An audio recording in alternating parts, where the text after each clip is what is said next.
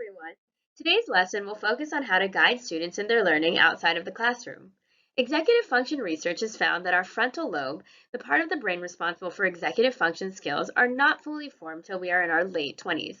Therefore, it's important that our scholars are receiving the guidance they need to build these foundations both in the classroom and at home through parent and guardian support.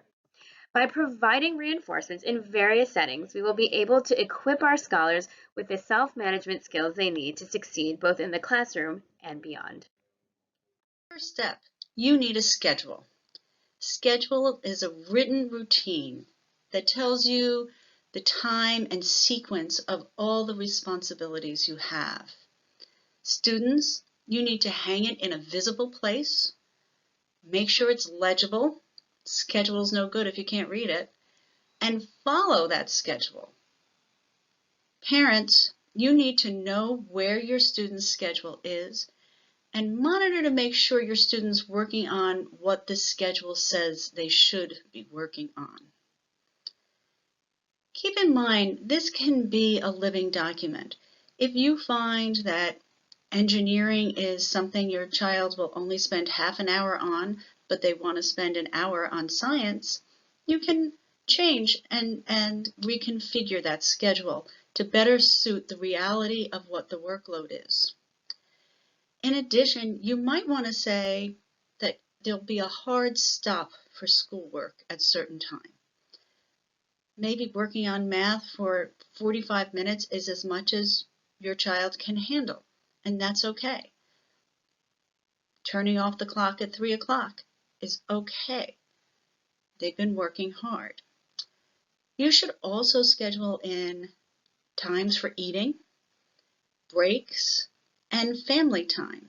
Remember, during this remote learning, our students aren't as active as they usually are. Maybe schedule in some family exercise. This might be a time to explore yoga together. Grades are really important in helping to monitor how students are doing in school.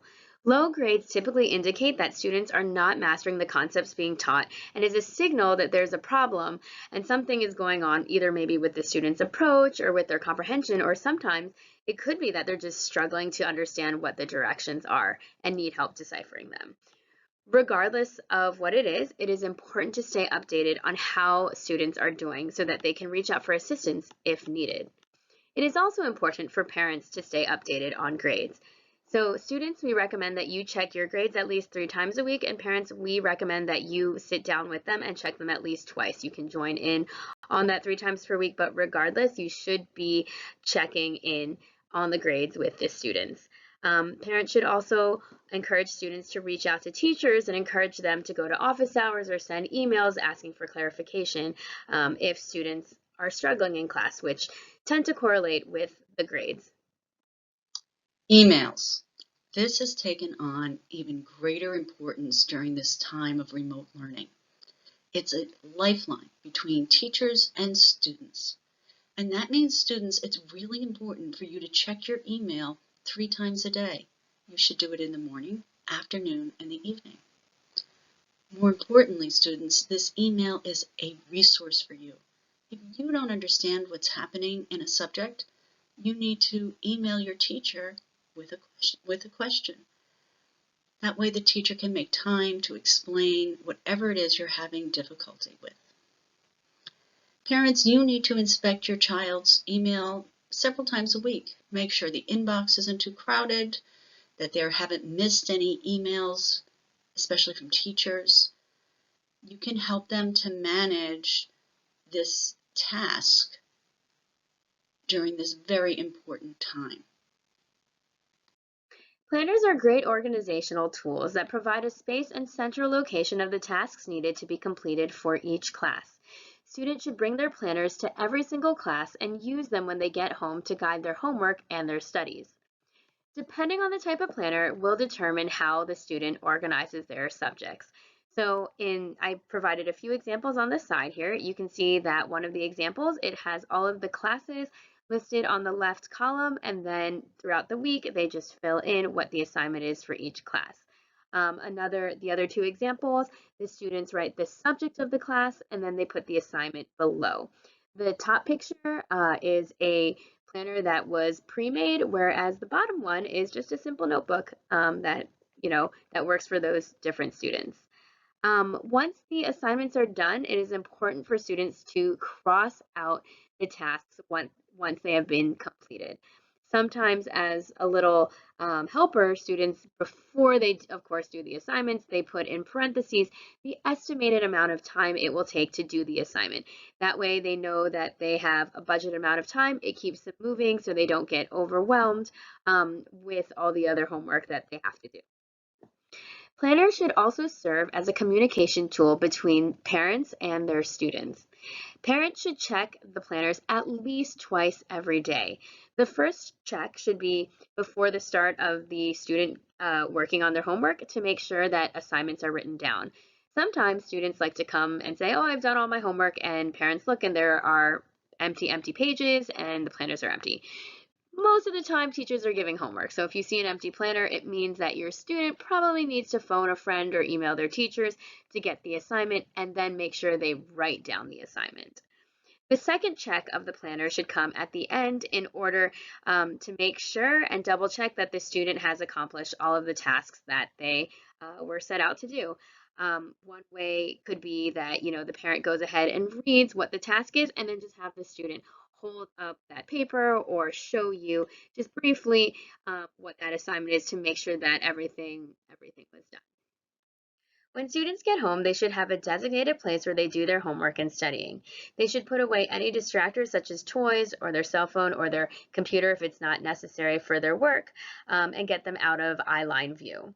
They should only have out the materials for the subject they are focusing on, and specifically, they should only have the one subject that they're working on. After they're done, they should put the tools and materials away for that subject and then take out only the tools and materials necessary for the next subject that they're going to work on. They should also set time limits for each subject. It's recommended that middle school students spend about 30 minutes per subject, and high school students spend about 45 minutes to an hour per subject. We recommend getting a kitchen timer and, again, not using the cell phone as the device to monitor these time limits as we get distracted. Parents can help monitor students from a close distance, making sure that they have a full view of what the student is doing, kind of like what the picture is showing. Generally, monitoring how long a student is spending on each assignment is also very important. Again, sticking to those guidelines we mentioned above, 30 minutes if you're a middle school student, 45 minutes to an hour if you're a high school student, and then encouraging them to move on if it is far past the recommendation that we mentioned above. Homework. Homework is an important tool for students to practice and reinforce what was taught during the school day. Students, you need to make a list of all the tasks that need to be completed. Your planner is great for this. You need to set some time limits too for each subject. If you're in middle school, think about 30 minutes per subject. High school, 45 minutes to an hour. And don't be afraid to ask for an extension if you need it. There's nothing wrong with saying to your math teacher, I worked on this for 40 minutes and couldn't finish it. Chances are, not only will they give you the extension, but they'll sit down with you to make sure you understood what the work was. And parents, it's your responsibility to make sure your child has completed the homework. This doesn't mean doing it for them. This means you need to check their planner or their list, ask to see each item, and check that it's complete. Are there large gaps on the paper? Does the assignment say 1 through 7, but you only see 1, 2, 3, 5, 6? And finally, many times our students will ask for help with their homework. One of the best things that we can do as parents to support this is show our students how to use resources. They're having trouble answering those science questions. Let's go back into the reading. They don't quite know what to do in their math homework? Look at the textbook. Or perhaps a video online can help to explain it.